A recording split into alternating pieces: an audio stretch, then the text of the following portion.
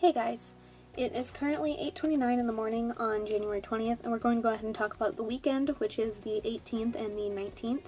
I accomplished very little on both of those days for several reasons. The biggest reason, generally on the weekends, I don't do as much writing or editing in the first place, for multiple reasons. I sleep more on the weekends. My mom is home because she doesn't work on the weekends, so the dogs don't interrupt my sleep, and I tend to actually be able to sleep that way. So I tend to go to bed later and then I wake up later. So I just don't I don't accomplish much on the weekends. But also, this weekend in particular, it was cold as balls. I have no idea what temperature it was on the 18th, but the 19th, it was unbelievably cold in the morning, and I'll get into that in a moment. But on the 18th, the only words I wrote were in the Voice of the Wild Places Z, and that was 738 words. And then on January 19th, I didn't do a lot of writing in the early morning. It was super cold. Probably around 3, 4, maybe, our furnace stopped working, and it was, I think -5 degrees outside, but because of wind chill, it felt like -20 degrees, or 27 degrees outside. And the wind was coming through the direction of the living room, so it was freezing cold in there.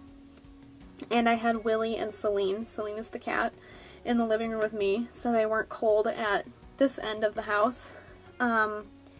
But we didn't have heat for several hours, and it got down to probably 45, 50 degrees in the living room, which is generally the warmest room of the house, and where I do all of my writing in the mornings when I'm not here during the weekdays. But it was, fun. The heat came back on around 6 or 7, I think.